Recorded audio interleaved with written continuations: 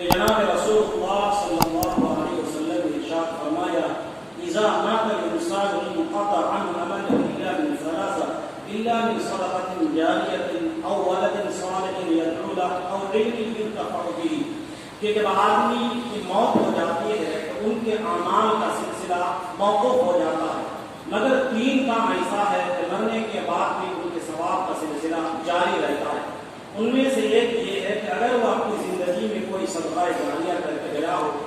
یا یہ کہ نیک اولاد چھوڑ کے گیا ہو، یا علم نافع چھوڑ کے گیا ہو کہ کسی کو کچھ پڑھایا ہو، یا کوئی تصنیف تاریخ وغیرہ چھوڑ کے گیا ہو، تو ہمارے استاد محترم حضرت اقدس قاری نثار احمد صاحب نور اللہ مرقدہ نے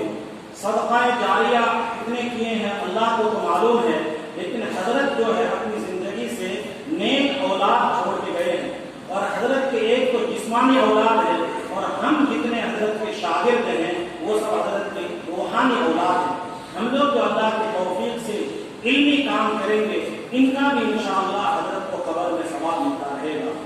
اور حضرت نے علم ينتفع به، یعنی جتنے طلباء کو حضرت نے پوری زندگی قرآن کی تعلیم کی، ناظرہ، حفظ، تجوید کے لائن سے قرآن پڑھایا ہے، تو سب کا انشاءاللہ عمل کا ثواب حضرت کو پہنچتا رہے گا۔ اور اس کا ایک ثبوت آج یہ بھی ہے کہ حضرت کی نسبت پر حضرت کے شاگردوں نے، حضرت کے نام لیواؤں نے 250 قرآن کریم کو ختم کرایا ہے۔ تو انشاءاللہ ہم حضرت کے والا کے لیے آج بھی دعا کریں گے، اور اللہ جب تک بھی توفیق دے گا حضرت کے لیے انشاءاللہ دعائیں کرتے رہیں گے۔ اللہ ہمیں بھی دنیا سے جانے سے پہلے ایک تو صدقہ جاریہ اور نیک اولاد اور علم نافع چھوڑ کر جانے کی توفیق دے کہ مرنے کے بعد آدمی ثواب کی بہت امیدوار رہتا ہے، اور یہ چیز آدمی کو جو قبر میں ثواب پہنچانے کا سبب بنتا ہے۔ اب ہم حضرت کے والا کے قابل قدر صاحبزادے حضرت اقدس مفتی انس صاحب دامت برکاتہم قاسم امام و خطیب،